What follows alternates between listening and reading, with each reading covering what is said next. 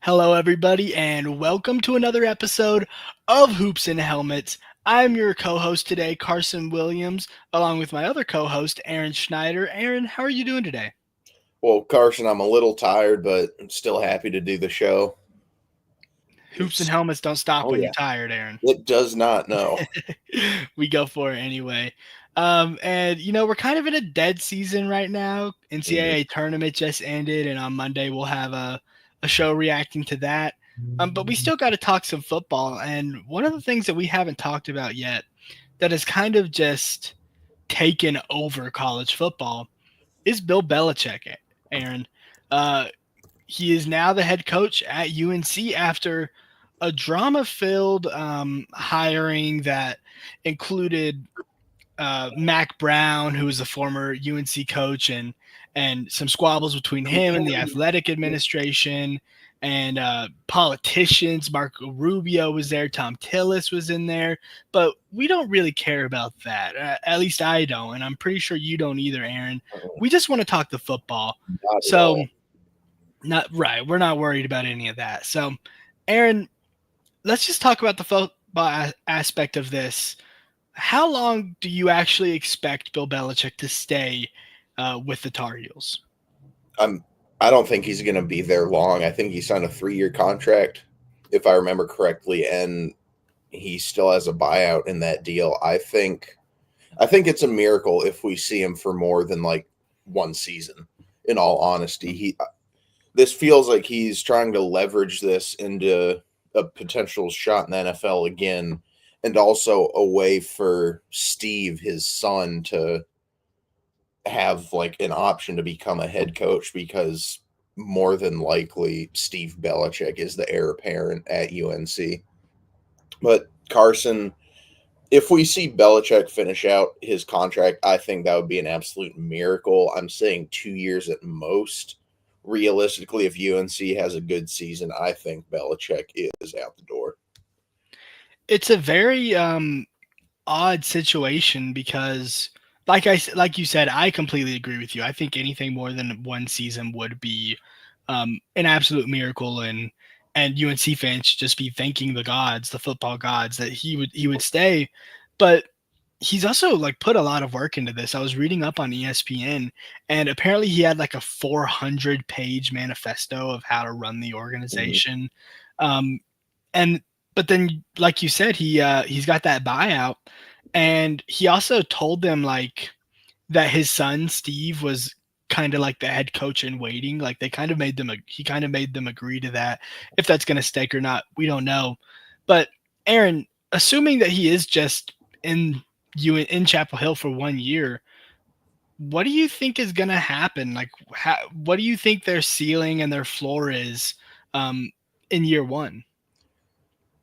Look, I think he's done a pretty solid job recruiting, better than I would have expected because Hmm. that was my biggest concern when UNC made this hire is how is Belichick actually going to be able to recruit in this day and age of college football? Seems to be doing a pretty good job, but Carson, I think he's going to go in there, establish a defensive culture that we saw with the Patriots, just super stout, hard-nosed defense. Offense, I think it'll be good enough. He's assembled together a pretty good staff. I think the offense is going to be good enough. What's really their saving grace is that the ACC is not very strong. It's one of the weaker power conferences in terms of football and basketball now. It's kind of insane, actually, but their absolute ceiling, I don't think they make the playoff. I think that's way too lofty for them. I think they could be like a top 20 team that would give more established programs like Clemson a serious fight. I think they'd fall short of the playoffs. Like the floor, I don't think they're missing a bowl game. I'm gonna say their floor would be like 7-5, 6-6. And like how strong do you think they would have to be in order to keep Bill Belichick? Ooh, I honestly, I think they might need a playoff push. in order to keep Belichick. I mean, looking at their schedule, it's nothing too insane, really. You got TCU to start out. That might be a little tricky, but then you got UNC, Charlotte, Richmond, UCF. That's nothing too crazy. Then you got Clemson. That's probably a loss. Cal, Virginia, those should be winnable. Syracuse would probably put up a fight. Then like Stanford, Wake, Duke, and NC State, those are all like middle of the road teams. So this, because of how weak the ACC is, the Tar Heels do have a chance to make the playoffs, and that's what I think it would take to really keep Belichick around. And especially now that making the playoffs is just easier than it used to Mm-hmm. be, with it being a 12-man field instead of 4-man. So, I mean, it would be incredible if they could actually do that. And like you said, they do have a chance. Easy schedule, and they did have good recruits and really good transfers too. I think it was 4 or maybe 5 4-star recruits, all defensively, except for I think one offensive tackle. So, and we all both know that defense is just Bill Belichick's bread and Yeah. butter. But Aaron, there's been a lot of transfer players this year. I mean, obviously, the transfer portal has just completely taken over college basketball or college football. My apologies. I mean, Aaron, basketball as well. basketball as well. Walter Transfer Clayton portal, and Jr., then he was a transfer. Janai Broom, he was a transfer. Those yeah, are two of the biggest names in the sport, and it's very they're true. there because of the portal. It is very true. The portal, I mean, and NIL, I mean, has really just, we still don't know, um, like the ways that is going to affect, uh, just college sports in general. But Aaron, we know at least for this season, some pretty incredible transfer portal stuff has been happening. Mhm. Aaron, in terms of just offensive players exclusively, who do you think has been the most impactful player that's coming out of the transfer portal?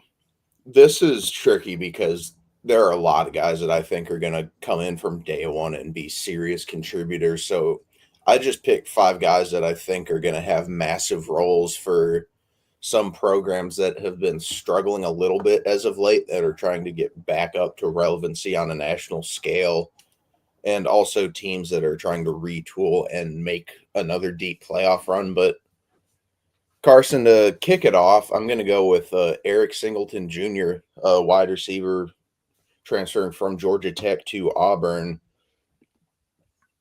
This guy's just lightning fast, Carson. He had multiple freshman All American honors from various outlets.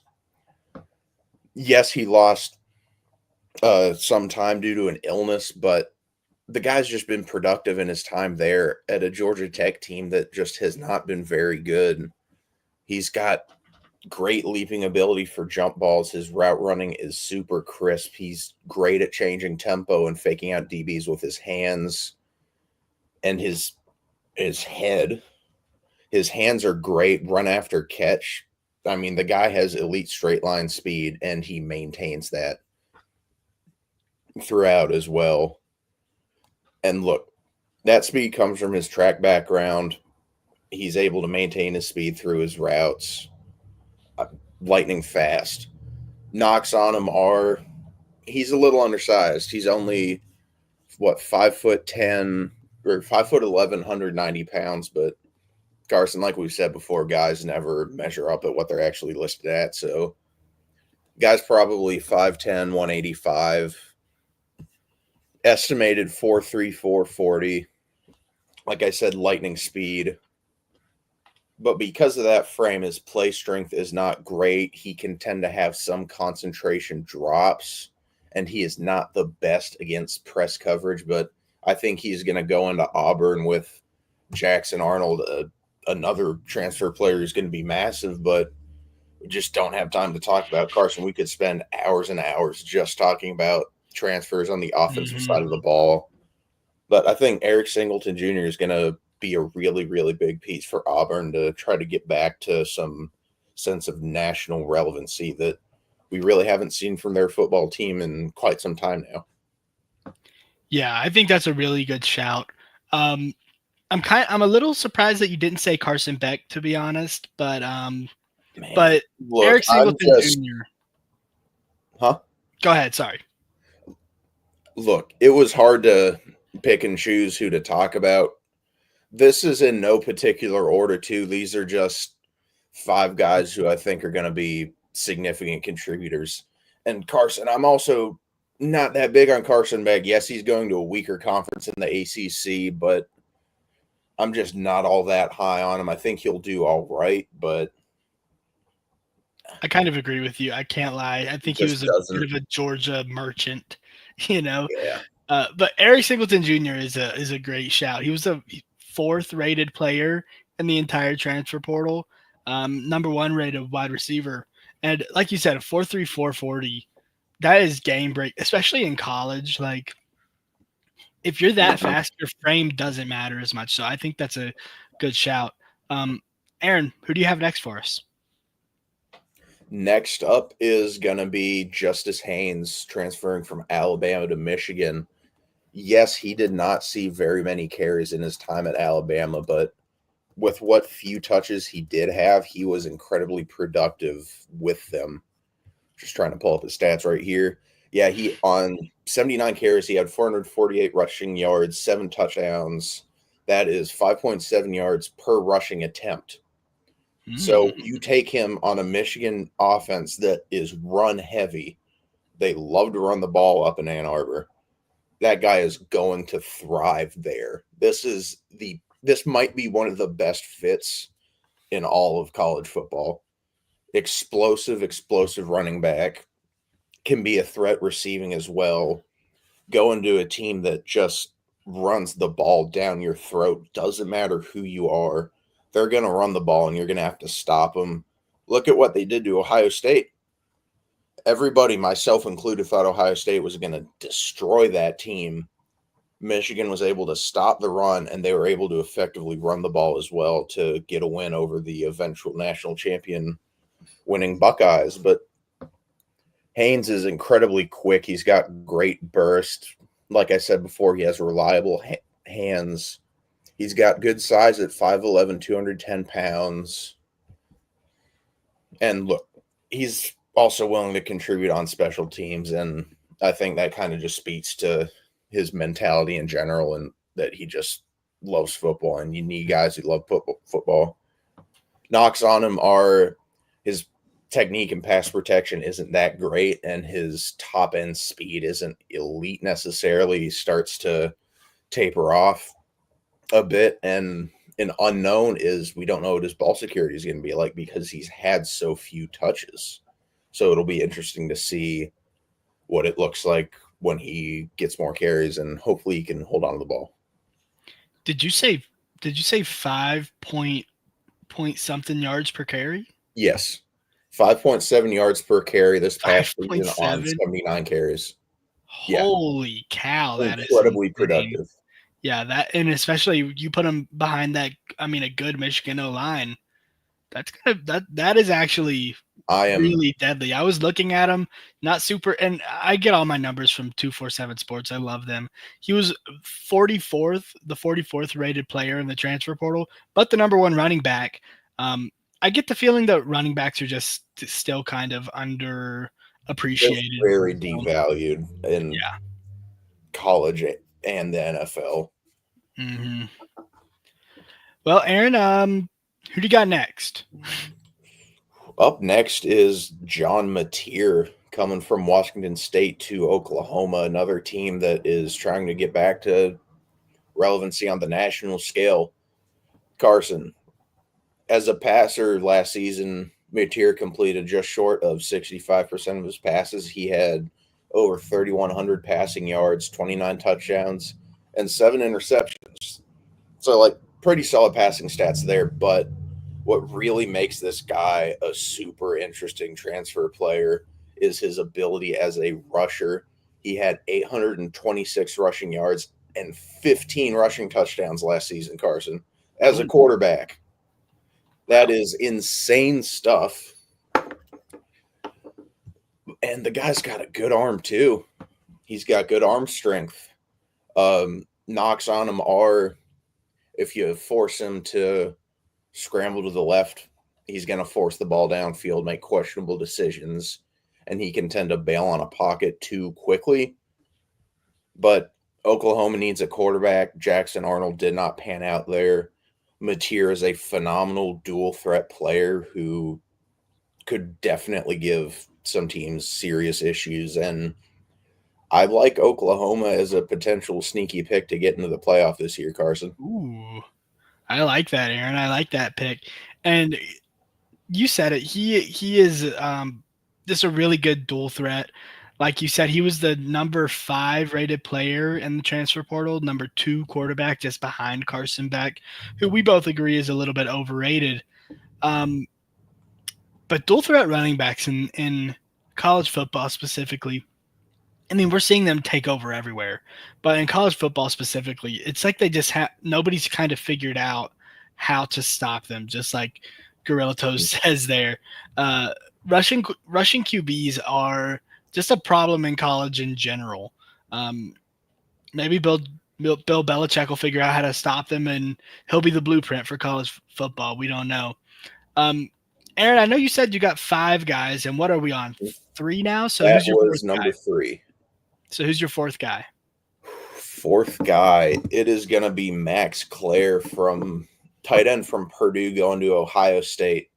I mean, look, this guy is one of the only bright spots on a Purdue team that has just been absolutely abysmal for a lack of better words. Carson, the Boilermakers have not been playing good football as of late, but they do have a couple really talented players. One of them a defensive guy who we will touch on in a future episode, but this past season, Claire had 685 receiving yards and 4 touchdowns, 13.4 yards per catch. The guy is great over the middle. He finishes through contact, which you really need to see. He's put on some size throughout his college career and has gained functional playing strength to help as a run blocker. Carson, Ohio State is already loaded with receiving threats. Claire is going to be a phenomenal addition, I think, in a functional offense where he is not the main target. Will only make him better and will only make that whole team better.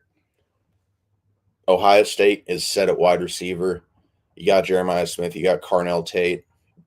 Running back, not sure who the starter is going to be. Ohio State always pumps out a great running back. Got Max Clare at tight end.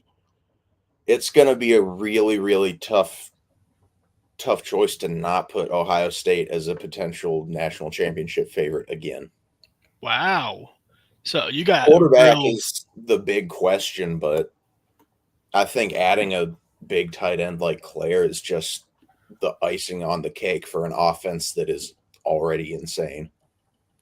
Well, and when you have a question mark at quarterback, it is always a good thing to just get reliable pass protection in there. I mean, that's kind of the biggest thing. So adding a big tight end like Claire is a good idea.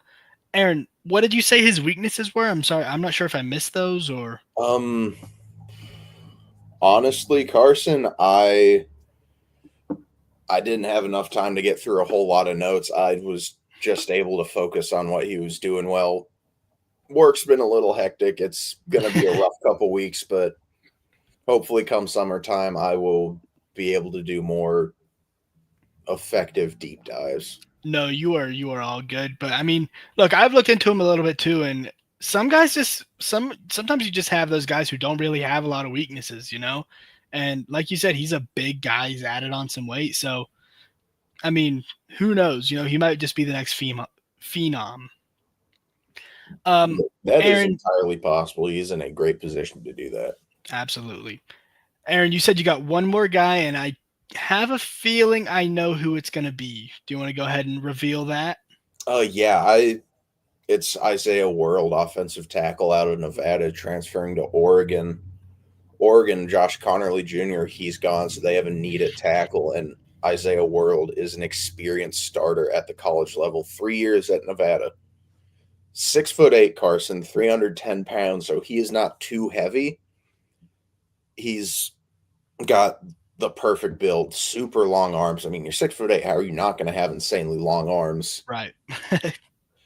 The guy, the guy's got a good kick step. He can get back there super quick.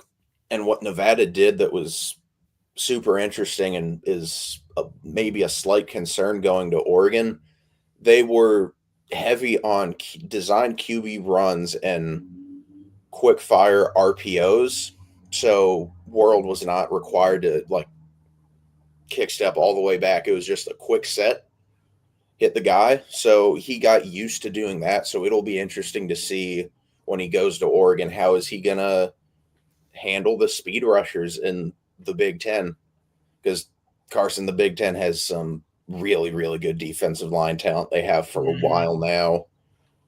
And it's going to be tricky because you see on a little bit of his film, yes, he can get back there quick enough, but he does not always set his anchor. And there have been times where he's just gotten pushed over with ease by group of 5 defenders. And I think he needs to clean up his technique a little bit, but he without a doubt has the experience, the size, and the and teammates have praised him for his mentality, his approach to the game as well. So I think Oregon is a great spot who prides themselves on physicality and speed, and World kind of fits that to a T, and they have a pretty glaring need at offensive tackle as well. It seems like you're a little lower on him than Consensus, which I find interesting. At least you're lower on him than 247 Sports because they have him as the number one transfer in the I entire do want nation. to reiterate this was in no particular order That is true. You did say that. But because look, it's just hard to order these guys right. because like Haynes is really low. I think he's an insane fit for Michigan. I think he could end up being one of the more impactful guys out of this portal class. And that's one of the most important things is just fit. And I also liked what you said about him going to the Big Ten because we don't know how he's going to act there. I mean, Nevada to Oregon is a It's a big pretty jump. big jump, and like you said, they have some good guys on the defensive side of the ball. Um, so we are just going to have to see, but I think he's going to hold on. He's also got a good story. He was pretty lowly recruited out of high school from what I saw, so he's just kind of shot up these rankings Mm-hmm. in recent months. Aaron, is there anybody else that you feel like you want to talk about? Oh, that is really tricky, Carson. I could, if we want to, we could talk a little App State football right now. We could honestly go um, with offensive players, like you said, for hours. Mm-hmm. And we also had planned to go with defensive players, but we didn't want to overload the viewers. Um, Aaron, if you want to talk, if you feel prepared to talk App State football, I mean, yeah, I can ramble off a little bit. So, first thing we obviously got to talk about is the quarterback battle. You got 2 guys coming in. You have AJ Swan from LSU and JJ Cole from Iowa State. JJ Cole has not seen much action in his college career, but he is 6'7", 230 pounds, absolutely massive human being. He's 60 pounds away from being an offensive lineman. And what makes AJ Swan really interesting is he profiles a lot like Chase Bryce Carson, pocket passer with a big arm. He can make some insane throws, but on the other side of that coin, with those insane throws comes misses on account of the overconfidence mm-hmm. and the arm strength. He can make plays with his feet. I would argue he's probably more athletic than Chase Bryce was. Pretty similar to Joey Aguilar in terms of that. I am super excited for their spring game that is coming up this Saturday, I believe, or this Sunday. So we're definitely going to keep our eyes on that, make that a feature story of a future episode. But quarterback battle, obviously huge with new head coach Dal Loggins coming in from South Carolina. Super excited to see what he can get going with that offense.